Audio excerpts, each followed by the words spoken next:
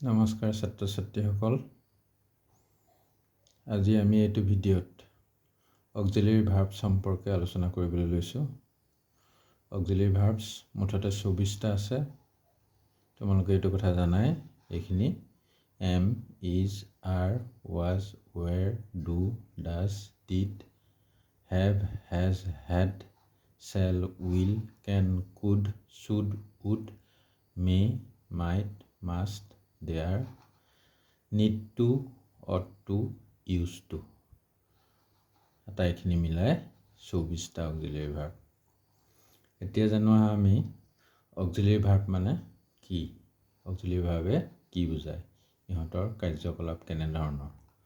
Auxiliary verb means helping verb, additional, assistant, extra. Helping অৰ্থ জানাই যে সহায় কৰে।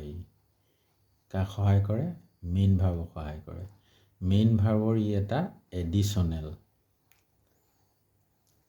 উপৰোক্ত আহিছে উপৰুৱা, আৰু এছিষ্টেণ্ট সহকাৰী বা এক্সট্ৰা বেলেগ এটা উপৰুৱা। এই অক্সিলাৰী ভাৰ্বখিনিয়ে কি কৰে? It helps the main verb, বা কি কৰে? N assistant of main verb. একেবাৰে চিম্পলি বুজিবলৈ হ'লে ই মেইন ভাৰ্বক সহায় কৰে আৰু ই মেইন ভাৰ্বৰ এটা এছিষ্টেণ্ট হিচাপে কাম কৰে। প্ৰথম আমি আলোচনা কৰিম am, is, are, was, were. Am, is, are, was, were আমি জানোৱেই। এইখিনিৰ অন্য এটা নাম আছে একেলগে, বি ভাৰ্বছ বুলি কোৱা হয় সিহঁতক। এই এম, ইজ, আৰখিনি ক'ত কেনেধৰণে ব্যৱহাৰ হয় আৰু ই মেইন ভাৰ্বক কেনেধৰণে সহায় কৰে। এতিয়া আমি বাক্য এটা লৈছোঁ, আই শ্লিপিং।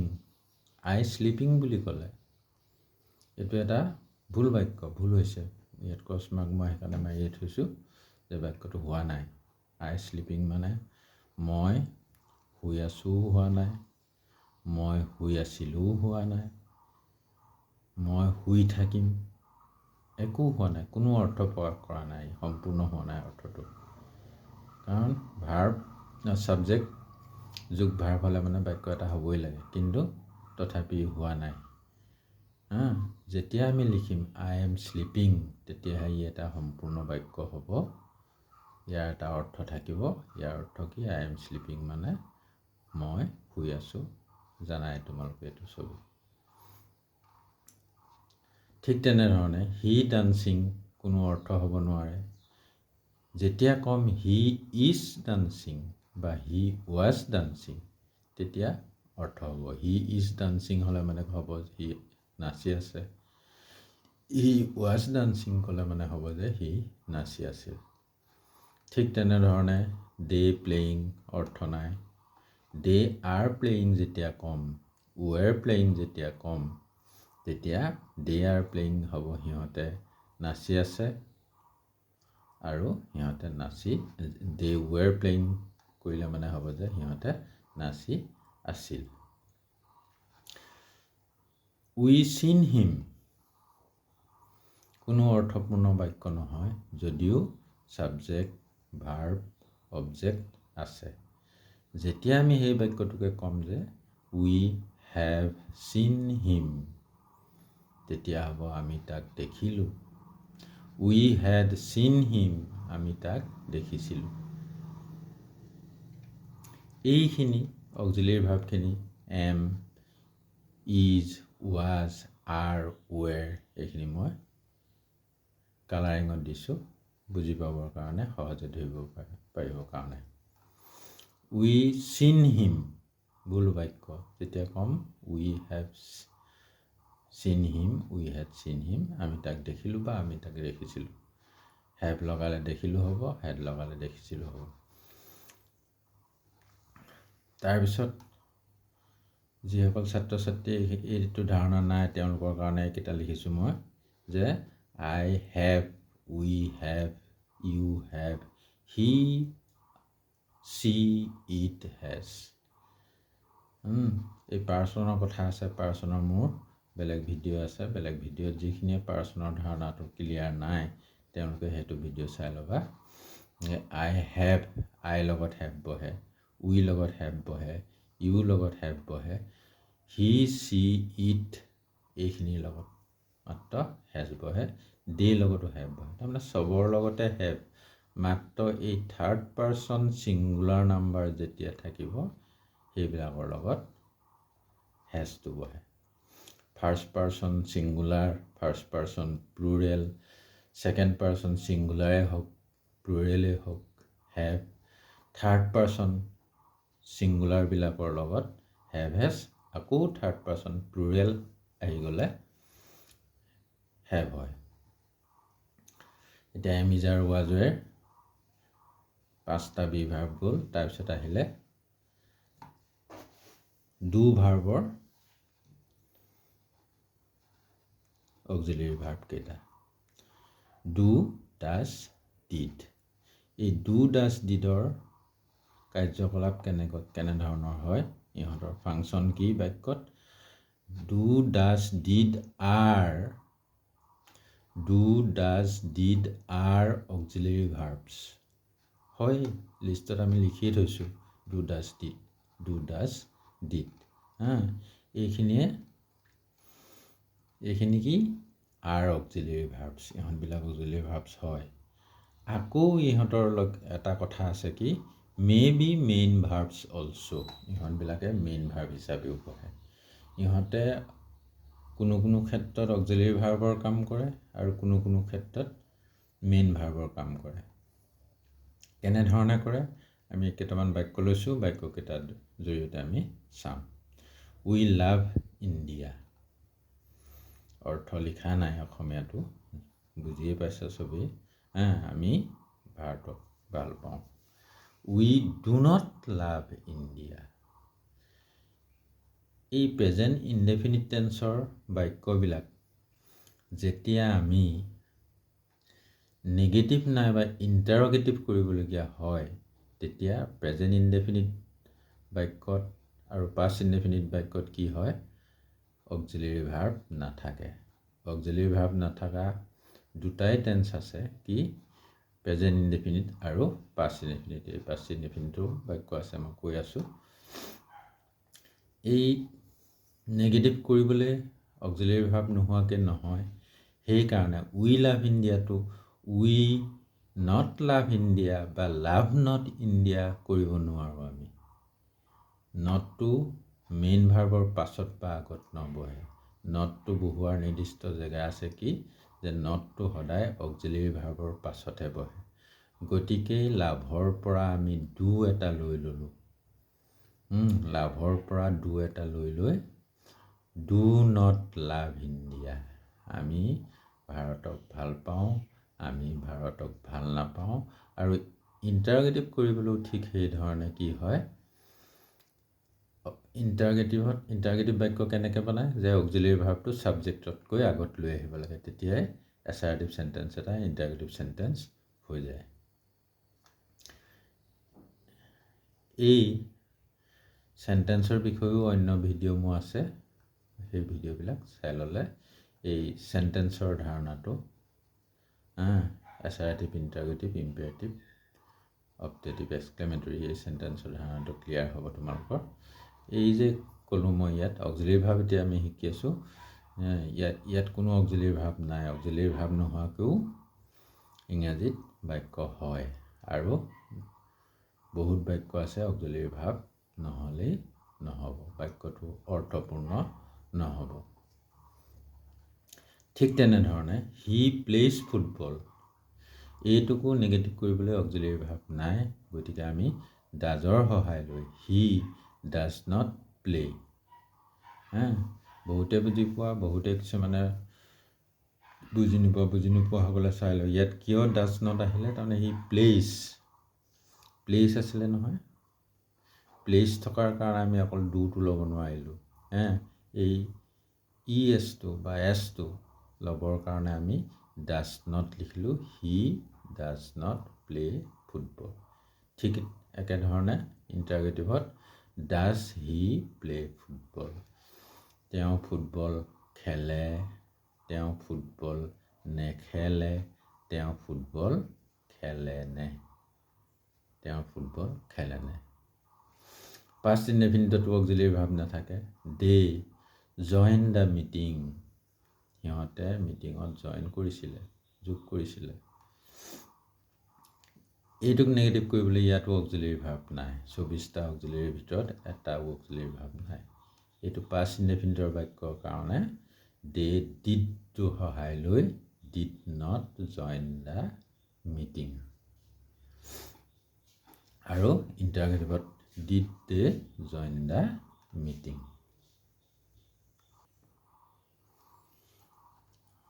আকৌ আহিব এতিয়া কি অক্সিলাৰী ভাৰ্ব বিলাক বিশেষকৈ এইকেইটা কথা ডু ডাজ ডিড এইকেইটা মেইন ভাৰ্বো হৈ বহে আৰু অক্সিলাৰী ভাৰ্ব হৈও বহে অক্সিলাৰী ভাৰ্ব হিচাপে বহাই এইখিনি বাক্য এক্সাম্পল দেখালোঁ বুজি পাইছা তাৰপিছত মেইন ভাৰ্ব হৈ কেনেকৈ বহিব পাৰে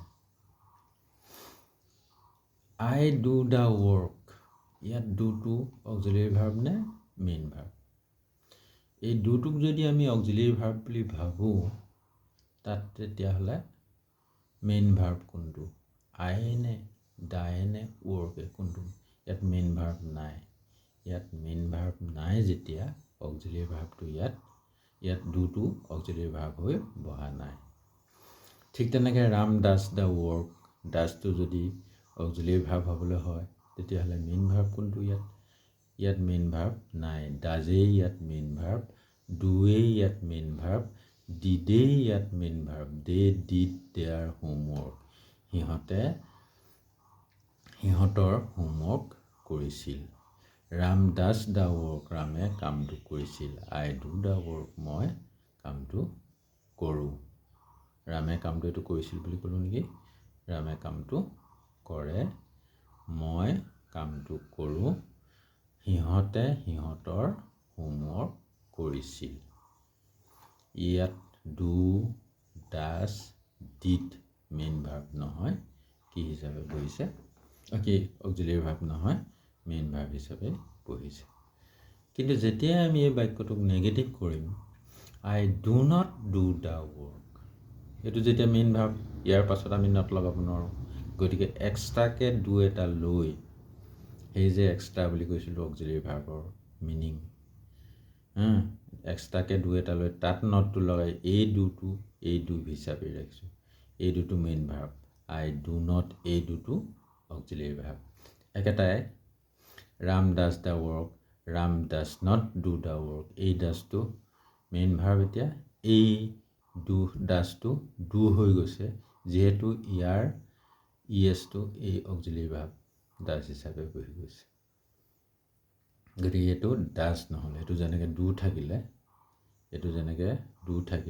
এইটো কি হ'ল ডাজটো ডু হৈ গ'ল ঠিক তেনেধৰণে they did their homework they did not do their homework এইটো অক্সিলাৰী ভাৰ্ব ডিড হিচাপে ল'লোঁ গতিকে এই ডিডটো ডু হিচাপে বহিলে ঠিক আছে তাৰপিছত আমি আহিম shall will can could should উডকে ধৰি এইখিনি এটা কথা মই কোৱা নাই কৈ আহিছোঁ এইখিনি এটা এই শ্বেলৰ পৰা ধৰি শ্বেল উইলৰ পৰা ধৰি ডেয়াৰলৈকে এই 10টা অক্সিলাৰী ভাৰ্ব আছে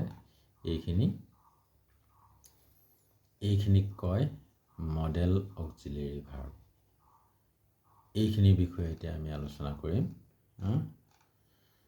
শ্বেল উইল কেন কুড ইত্যাদি 10টাৰ বিষয়ে শ্বেল উইল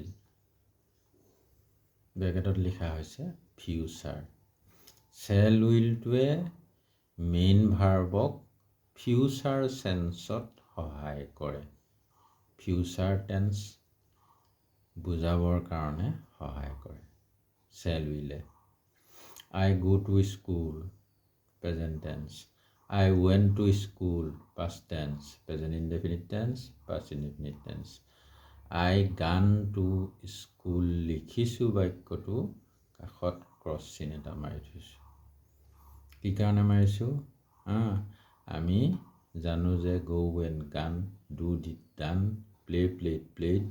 কাৰণে গোটোৱে যদি যাওঁ হয়, ৱেনটোৱে যদি গৈছিলোঁ হয়, গানটোৱে যাওঁ হ'ব নেকি? নহয়। গানটো এইটো কোনো বাক্য নহ'ল, কোনো অৰ্থপূৰ্ণ বাক্য নহ'ল। মই যাওঁ, মই গৈছিলোঁ, মই যাম বুজাবলৈ মেইন ভাৰ্বটোৰ লগত চেল উইল কিবা এটা লাগিব।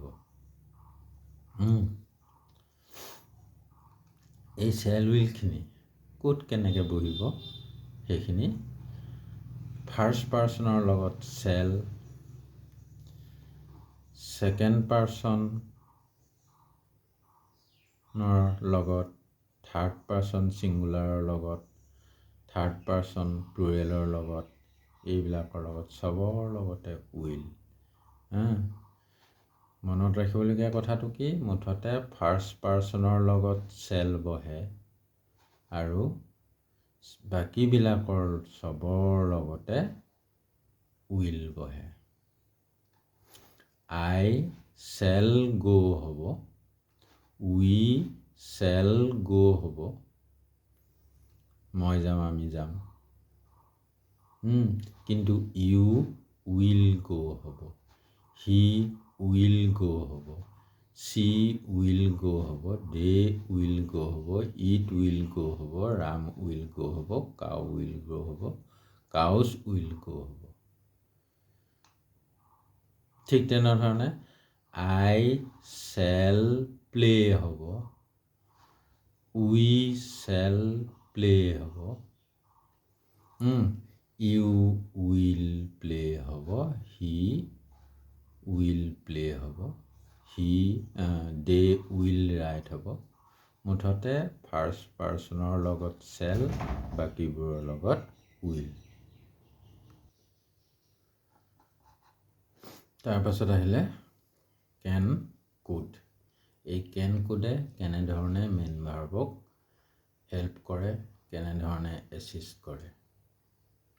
ই এবিলিটি অৰ্থত, এবিলিটি মানে কি? সামৰ্থ্যতা। সমৰ্থতা নহয় দেই, সামৰ্থ্য মানে কিবা এটা কৰিব পৰা। মেইন ভাৰ্বটো যদি যোৱা তেতিয়াহ'লে যাব পৰা বুলি কয়, মেইন ভাৰ্বটো যদি খোৱা তেতিয়াহ'লে খাব পৰা বুলি কয়। কেনটোৱে কি বুজায়? এবিলিটি বুজায়।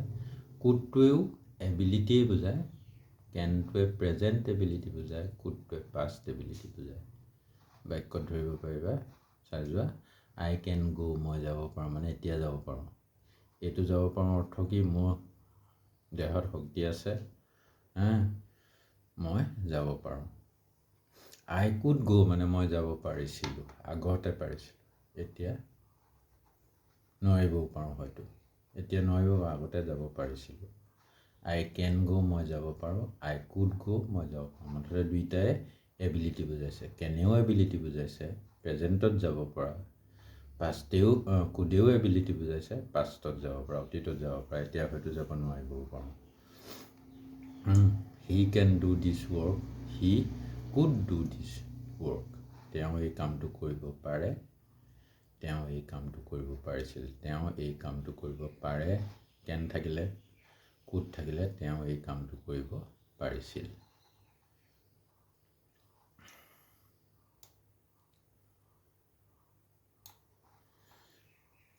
তাৰপিছত we can defeat them easily. Defeat মানে কি? পৰাস্ত কৰা, পৰাজয় কৰা। তেতিয়াহ'লে পৰাজয় কৰা যদি কেনে যদি এবিলিটি বুজায়, তেতিয়াহ'লে পৰাজয় কৰিব পাৰোঁ, আমি পৰাজয় কৰিব পাৰোঁ সিহঁতক সহজে। উই কুড ডিফিট দেম ইজিলি, আমি সিহঁতক সহজে পৰাজয় কৰিব পাৰিছিলোঁ, এতিয়া হয়তো নোৱাৰা হ'লোঁ, সিহঁত বেছি ষ্ট্ৰং হ'ল। তেনেধৰণে মুঠতে কেন কুড দুইটাই বুজায় এবিলিটি, সামৰ্থ্যতা, কিবা এটা কৰিব, যি ভাৰ্বে নহওক সেই ভাৰ্বটো কৰিব পৰাটো বুজায়। যদি খোৱা হয় খাব পৰা, যদি যোৱা হয় যাব পৰা, যদি নচা হয় নাচিব পৰা, যদি লিখা হয় লিখিব পৰা। ঠিক আছে। তাৰপিছত আহিলে মে মাইট।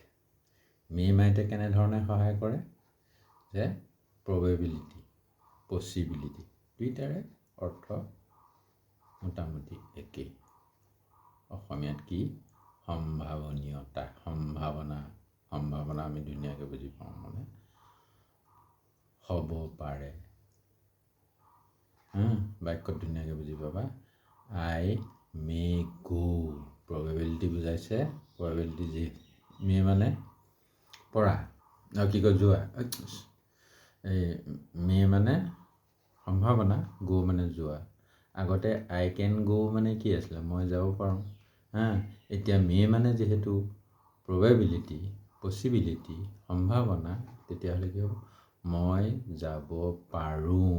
চাবা দেই, এই মই যাব পাৰোঁ, আই মে গ' আৰু আই কেন গ' দুইটাৰে অসমীয়া অৰ্থ কিন্তু যাব পাৰোঁ বুলি লিখিছোঁ। এইটো আচলতে এনেকুৱা, মই যাবও পাৰোঁ। কোনোবা এজনে কাৰোবাক সুধিছে যে বোলে তুমি মিটিঙলৈ যাবানে? যাবও পাৰোঁ মানে কি? যাবও পাৰোঁ, নাযাবও পাৰোঁ, সেইটোহে সম্ভাৱনা। বৰষুণ দিব পাৰে, মানে বৰষুণ দিবও পাৰে, হয়তো বাই চান্স নাহিবলৈও আছে। সেই মেটোৱে কি বুজায়? Probability, possibility. You may be late, তোমাৰ পলম হ'ব পাৰে, সেইটো পাৰে আচলতে। ইয়াত বেছিকৈ অৰ্থটো ফুটি দিছে। তাৰমানে তোমাৰ টাইম ইমান হ'ল আৰু ইমান দূৰ বাট যাবলৈ আছে, তোমাৰ পলম হ'ব পাৰে দেই, সেইটো কথা। মে বি লেট। বিটো কেলৈ বহিলে ইয়াত দেই? যিহেতু মেটো অক্সিলিয়েৰী ভাৰ্বহে, ইয়াত মানে কি মেইন ভাৰ্ব নাই, ইয়াত গ'টো আছিলে, সেইকাৰণে মে বি লেট। বিটোৱে ভাৰ্বৰ কাম কৰিছে। He may make a good result. ল'ৰাটোৱে ভালকৈ পঢ়িছে, সি ভাল ৰিজাল্ট এটা বনাব পাৰে, অনুমান কৰি কৈছে। ভাল ৰিজাল্ট এটা বনোৱাৰ সম্ভাৱনা আছে, সি এটা ভাল ৰিজাল্ট কৰিবও পাৰে। ইয়াতো আচলতে উটো লগাব পাৰে, মই যাবও পাৰোঁ, মানে তাত কি আছে? নাযাবও পাৰোঁ, সেই সম্ভাৱনাৰ কথাটো আছে, প্ৰবেবিলিটি, পচিবিলিটিৰ কথাটো আছে। তেওঁ এটা ভাল ৰিজাল্ট বনাবও পাৰে। তাৰপিছত মাষ্ট। মাষ্টটো কি? Strong responsibility. ৰেছপনচিবিলিটি মানে কি? দায়িত্ব। এইটো তোমাৰ ৰেছপনচিবিলিটি, এইটো তোমাৰ দায়িত্ব। দায়িত্বটো কেনেকুৱা? ষ্ট্ৰং। ষ্ট্ৰং মানে গম পাওঁ আমি শক্তিশালী, মানে গধুৰ দায়িত্ব, গভীৰ দায়িত্ব। কেনেকুৱা গভীৰ? গভীৰ দায়িত্বটো কেনেকুৱা? যিটো দায়িত্ব নকৰিলেই নহ'ব। হি মাইট হেভ ৰিচড গুৱাহাটী।